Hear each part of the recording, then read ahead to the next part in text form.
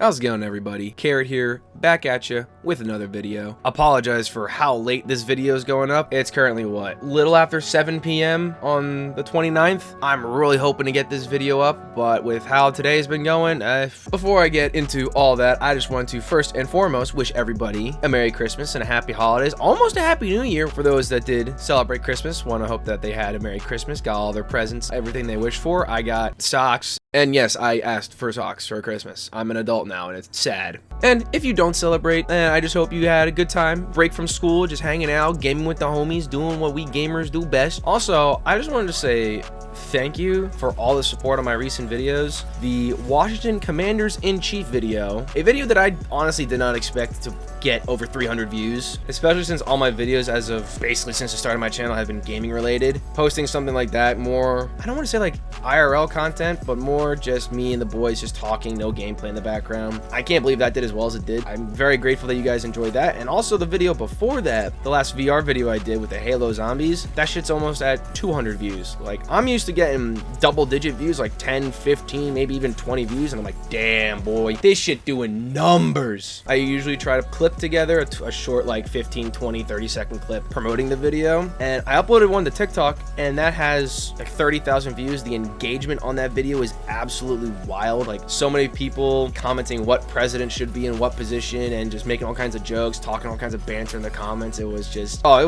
was amazing. And if you're over here from TikTok, I really greatly appreciate you stopping by the YouTube channel, and I hope that you enjoy this video and many more to come. I apologize if this video seems like all over the fucking place. This is about like the 5th time that I've tried to record this single commentary that just keeps building on top of itself. So to begin this little story of my last 2 days just thriving IRL, let's gotta go back to Monday. So Monday, me and the boys just gaming. I think we were gaming. I don't really know. I'm trying to remember what I did 3 days ago. I can barely remember what I had for breakfast this morning. So we all had the plan to go to Micro Center at some point during the break, and we just said, hey, tomorrow at 11? And we're like, bet, tomorrow at 11. So me, Zach, Dixon, Sam, all the guys, we all went to Micro Center. Sam picked up a new power supply to help future-proof him for, I believe he said, the 500 series whenever those come out. And for me, I got a motherboard because that was one of 2 pieces that were left to the puzzle in order for me to build my new computer. Really weird thing, I basically got the motherboard last, which is really strange because usually you would want to get that. It's one of the first things because that's what you plug everything into in order for your PC to even function. I'm going from an Intel build to an AMD build because I heard Intel was very good for gaming, AMD was very good for the whole multitasking, editing, having a bunch of different programs up at the same time. Plus it helped that I had a reference from Zach, who currently rocks an AMD PC, and he said when he was gaming, he really has not run into any significant issues that would persuade him to basically go back to an Intel build. It just got to the point where I just told myself, listen, I've been putting this off for honestly quite a while now, mainly to stop telling myself, oh, wait for a better deal, wait for a better deal, wait for a better deal. While yes, it is good to wait for deals and save as much money as possible, that is also something that is very, very crippling, at least to me. I don't know what it is, but even after my internship, now that I have, I guess you can say, quote unquote, adult money, regardless of the price point, I still have some form of this spending anxiety where I just feel like I shouldn't buy it. I'll literally have an entire shopping cart completely filled out, and I just hover over that place order button. I literally start physically sweating from just being so stressed out about buying stuff. I don't understand why. Even if it's something that I really, really, really want, and I just start freaking out. I get all in my head about it. Hopefully someone out there can relate. If not, I might have some other layers in this onion of a brain that I have that I gotta figure out. So what the NASA computer is rocking with, Ryzen 9 7900X with the Ryzen 9. It's actually an AM5 socket. AM5 sockets, they basically need a brand new motherboard, which means that my Intel AM4 board is basically useless. Kind of sucks because there's a lot in this PC that I can't exactly scavenge. I think the only thing I'd be able to take apart from it would be the different hard drives and the M.2 SSDs that I have in here. I also would need new RAM, DDR5 RAM, because AM5 sockets do not support DDR4. NVIDIA 3070 Ti by EVGA. I don't really know if that matters in the slightest bit. 850 watt platinum power supply. I think that's all the the juicy stuff, but I might put a more in-depth list in the description if I remember to do that. But fear not, this PC will go to, I believe, my brother or somebody. It'll get put to good use, fear not. So after I got the motherboard at Micro Center, literally as we were walking out of the store, we made a plan that we were going to hop on Discord and they were going to basically force me to buy an AIO. That's the cooler that I'm going with for my CPU. I could have just went the fan cooler that I have here, because honestly, I've been using a fan cooler this entire time for my Intel i7 7700K, and my temps still like barely go over 70. So I could have still done that, but I figured, you know, with probably the amount of work I'm going to put through this computer and the amount of strain, it can't hurt to just get the liquid cooling. Then we leave Micro Center, we go out to lunch, and we're just shooting the shit, you know, talking, catching up. And then Sam brings out the idea, be like, hey, the boys want to go disc golfing? We all look at each other, we're like, yeah, let's go disc golfing. Headed back home really quick, ended up grabbing some more layers and changing into the proper clothes and whatnot, because I get like 90% of the shit we do is like spur of the moment, so I wasn't prepared for this at all. Personally, I've never went before, so for those who don't know, for disc golf, it is a much smaller, much more condensed frisbee compared to a typical like ultimate frisbee, the really big plastic ones. These ones were, I almost want to say rubber, like a hard, flexible material. It wasn't like a hard as a frisbee. It still had that firmness to it. It was a little more pliable than a typical frisbee was. To compare it to golf, how there's the driver, the wedge, the putter, all those different golf clubs that you can use. The same thing applies to disc golf, where they have a more heavily weighted one for a driver, like a medium one for like a wedge, and then a light one for a putter. I didn't realize it was that in depth. There was 4 of us, so there wasn't really enough to go around. So we all kind of just claimed one and we just kind of used it because it was a lot easier to use rather than an ultimate frisbee. I started to get my throw down about halfway through. I actually had a lot of fun, especially since we were more in the woods than I actually expected. I kind of figured for disc golf, it would be similar to a golf course, you know, very open. Yeah, you got like the high brush or whatnot. Obviously going into the trees is definitely bad. At least for the course we were at, half the course was in the woods, which I actually really enjoyed. Just like vibing in the woods with the boys back in the day, like playing airsoft and whatnot. I would definitely recommend if anybody has a chance to go disc golfing, for sure take it. It was a lot of fun, and I definitely can't wait to do it again. After disc golf we ended up driving home, went to Wawa to get dinner. It was already around like 8-9 o'clock. My family was just like, hey, you guys want to watch some Christmas movies? And I'm like, hell yeah, I want to watch some Christmas movies. So that ended up taking about an hour and a half, 2 hours. We ended up watching The Year Without Santa Claus, that old claymation film. Absolute banger. But I didn't realize there was a lot of like plot holes that I never picked up before. I don't know if like plot holes is like the right word to say it, but these little details that we never noticed before. Like the biggest one, Snow Miser and Heat Miser, they're not brothers, they're step brothers. Like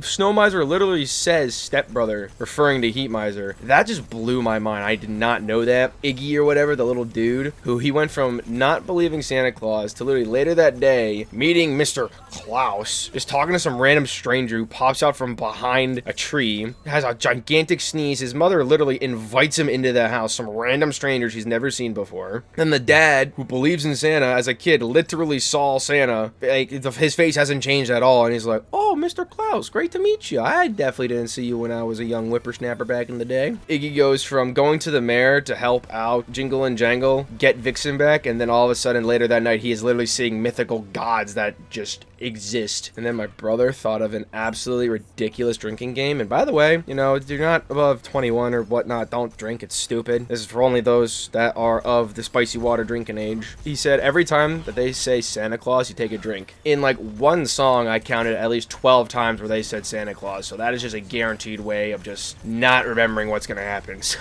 but it was still kind of funny, just like acknowledging it. After the movies, I was a little bit of a baby, went to bed. Then the next day ended up being a day IRL away from my computer. We ended up going out in the town because it was a really nice day out. It was actually decently warm, not very windy. We ended up going out, walking around village or whatnot, decorated for Christmas still. Went out, just doing like window shopping, walking in the random stores and just checking out a bunch of stuff. There for the music, good cup of hot cocoa to accompany us. Overall, it was a really, really good time. Good quality family time. Granted, I wasn't gonna get an upload done, but that was much more important to me, at least. Not saying that this isn't important, but you guys understand what I'm trying to say. So after that was all said and done, same thing. Got home at like 10, 11, or not that late. I think we got home at like 9 or 10. Settling down, and then just same thing. Wanted to watch some more movies. By that time, it was about like midnight, I think. And then I'm just hanging out downstairs, just thriving with the fam. Didn't go to bed till like 2 or something. And that brings us all the way to present day Thursday. Now this is where shit gets really interesting. I already had the commentary to explain why I didn't upload, and as I was editing it halfway through, I noticed the replay on Premiere. For those who might not know, the video that you're seeing right now, there's like a little window in Premiere that allows you to pretty much see the video as you're editing it. It allows you to keyframe certain things to when certain events happen, time when text comes up on the screen, different effects, different animations. But I noticed halfway through editing the original commentary, it looked like complete dog water. Like, I don't know what happened. It just got very, very blurry, very, I don't want to say pixelated, but there was giant fuzzy blocks just everywhere. I don't know if I was trying to like make up some texture work. Pretty much looked like garbage. It didn't look anything like how I was playing it on my screen. So I got really confused. I'm like, okay, so I'm gonna test something. The rig that I'm on right now, my Intel build, i7 77K 1080 Ti, not the best system in the world. I figured, okay, so maybe my graphics are just too high and my PC just can't keep up with it, because I did notice my GPU was pretty much at 99% for majority of the time I was recording. Went to settings, saw it was on ultra, be like, okay, so that's probably a little too high. Let me go down from ultra to high, which is the second highest quality for the graphics. You would think that lowering the graphic quality means less strain on the computer, which means that the recording should look a lot better. It got worse. Okay, this is not an Overwatch problem. This is actually an OBS problem. OBS Studio is what I use to record all my videos and also for all my streams. Which, now that I'm thinking about it, I might have to double check the stream quality, because that might actually also be an issue, but I'll figure that out later. So then I start diving in different encoder settings. I spend probably the next hour, 2 hours going on YouTube trying to find the best possible settings so that my video basically looks exactly like how I'm playing it, as crisp, as smooth as possible for you guys, so it's a very enjoyable watching experience. I might throw up some comparisons, might have actually deleted all of them, but if I still have them, I'll probably throw up some comparisons of what the video used to look like. Well, I think I pretty much worked out all the kinks, so definitely let me guys, I keep saying definitely let me guys know. I don't know why, dude. The one thing I'm actually quite surprised with playing unranked is the amount of endorsements that I've been receiving. I figured that'd be like a system that was like maybe used every so often. I don't know if it's because I am playing support, healer, medic, whatever the fuck you want to call them. And it's actually ironic because of all the games that I've been playing in unranked recently, I've been in the quick play role queue, which you can either click to focus tank, damage, support, or the one that I've always picked, all three. So regardless, whatever game I get in, I have a chance to either play tank, damage, or support. And probably out of like